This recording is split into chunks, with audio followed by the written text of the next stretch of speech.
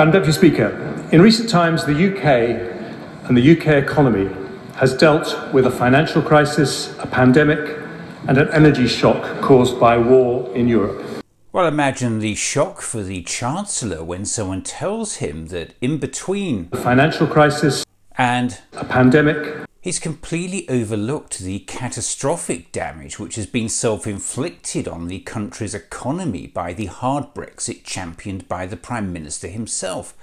In fact, the Office of Budget Responsibility estimates a hit to the UK economy caused by Brexit of 4% of GDP.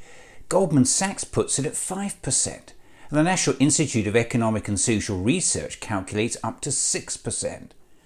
And of course the UK economy has been hit by the pandemic and by Russia's war in Ukraine and the resulting price rises.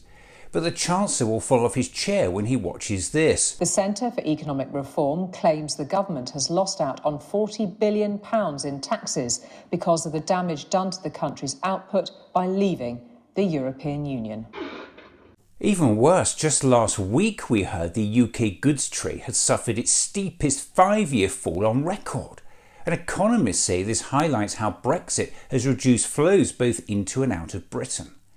The volume of UK goods imports and exports was 7.4% smaller in 2023 than it was in 2018. It's the largest 5-year decline in goods trade since comparable records began in 1997. That's according to FT calculations of data published last week by the Office for National Statistics.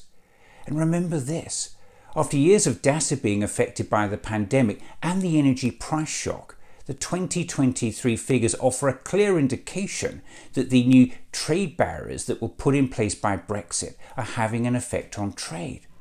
It's not exactly surprising given the Conservative government is likely the first in history to negotiate a trade deal which actually involved walling itself off from a trading bloc made up of its nearest neighbours, making it harder both to sell your stuff and buy their stuff. How can we fix our broken economy with a Prime Minister and Chancellor who have chosen to stick their heads in the sand when it comes to the catastrophic impact their hard Brexit is having on the UK economy?